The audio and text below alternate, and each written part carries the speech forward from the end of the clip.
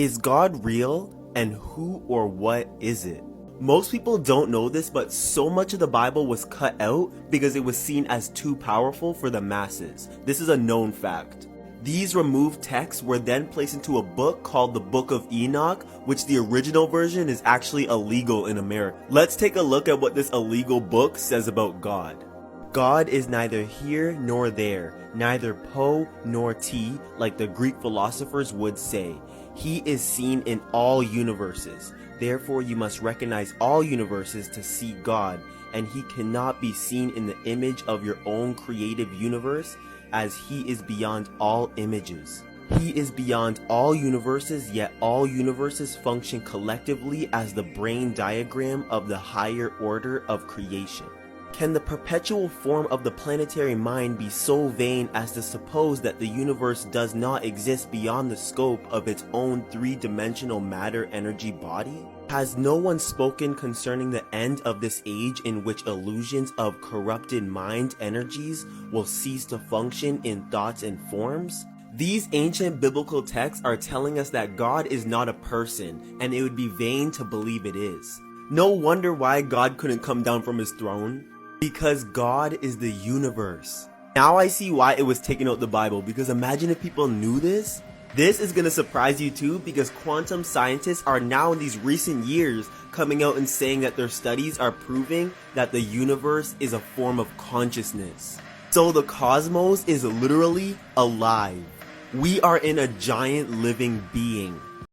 God is a hyperlinked cultural linguistic object that we created to assign meaning to various supernatural phenomena that exist in our reality.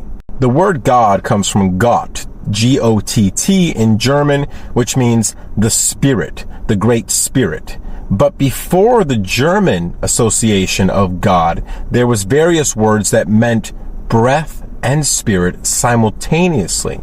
So our concept of God before Gott was actually that God and the breath of life is actually one and the same. Now, this is a better understanding of what we refer to as Great Spirit in the indigenous cultures, and maybe Brahma and Buddhism.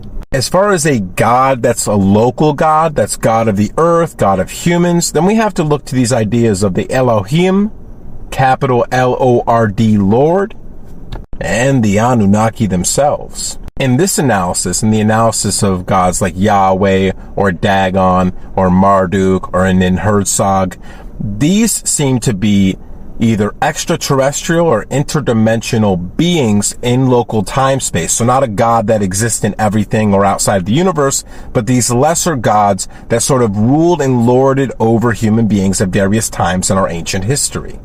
All of the etymology surrounding these types of gods actually connect them to various words and terms throughout history, and all of them include snake-like, reptile, demon, god, shining one who causes fright and sacrifices human beings. These gods were not something to mess with. The primary feeling you felt about these beings was fear.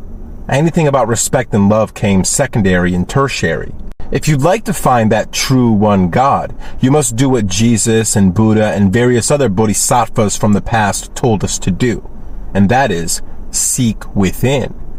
My Father has a mansion with many rooms. I go to prepare one for you. The kingdom of heaven is within, and heaven is all around you. The true one God permeates all things that are. The true one God is that beautiful voice in our head that guides us to be righteous human beings. As far as trying to assign a name or character or personality to a local being, I think we're definitely making a mistake there. Transcend all terminology. He's a creator, a sustainer. He's morally perfect. Meditate on those attributes and then remove all limits from your mind. That's God. Why is there a second commandment? Thou shalt make no graven image. Because any image you make of an infinite being necessarily limits his majesty. You can't draw a picture of an infinite being. You can draw a picture of Jesus because he had a human nature in addition to a divine nature, but you can't draw a picture of God, a divine God, an unlimited being.